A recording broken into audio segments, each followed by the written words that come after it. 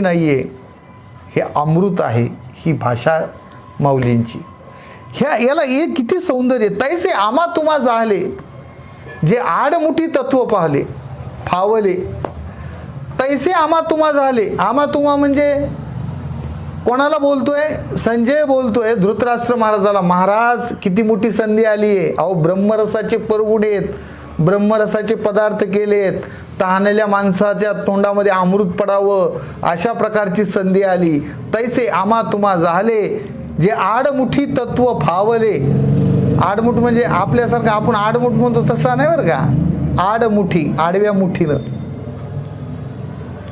शब्द बघा तुम्ही कसे आहेत.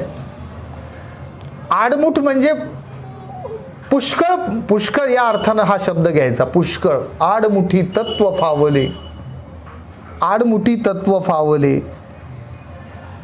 तव धृतराष्ट्र